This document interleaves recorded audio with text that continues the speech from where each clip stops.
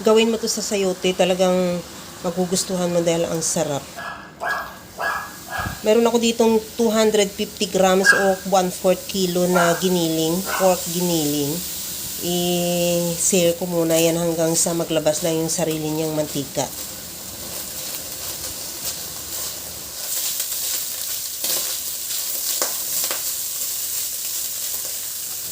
Ilagay ko na yung bawang.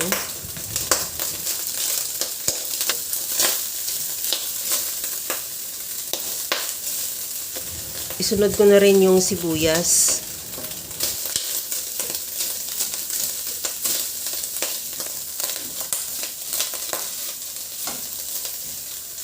Ilagay ko na rin yung kamatis.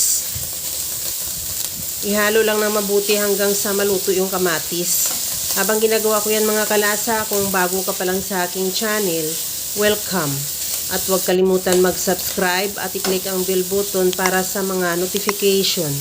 At kung dati ka pa, welcome back at i-follow mo na rin ako sa aking Facebook page, Lasang Pilipinas. Tinimplahan ko na rin ng asin at paminta. Naglagay na rin ako ng oyster sauce.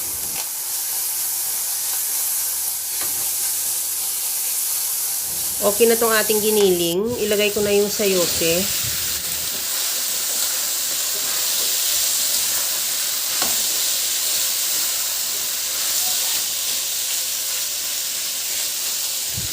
Maglagay ako ng kunting tubig, mga kalahating cup lang yan. Depende sa iyo kung gusto mo ng mas masabaw-sabaw, pwede mo naman dagdagan. Pero sa akin okay lang yung tama-tama lang, hindi naman siya masabaw talaga. Kasi masarap talaga pagka ganun dahil malasahan mo talaga yung nanamis-namis na sayote. Takpan hanggang sa maluto lang yung sayote. Pagkaluto ng sayote, isunod ko na rin ilagay dyan yung carrots.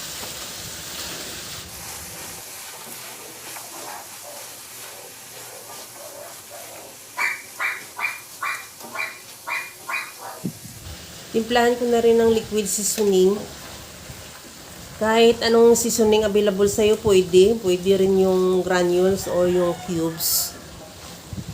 Luto na yung ating sayote at carrots. Maglagay din ako ng hipon. Optional kung wala ka naman na hipon, okay lang din. Sa akin lang din kasi mayroon murang hipon. Bali, yung ganyang isang is 70 pesos lang. Kaya sinubukan ko para mas masarap din naman pag may hipon. Takpan ko muna at hanggang sa maluto lang yung hipon. Pagka kulay orange na, okay na yan, luto na yan. At okay na yan, ready to serve na yan yung ating ginisang sayote. Kaya mga kalasa, kung nagustuhan mo yung ating video, please like na lang at pakishare na rin sa inyong mga friends.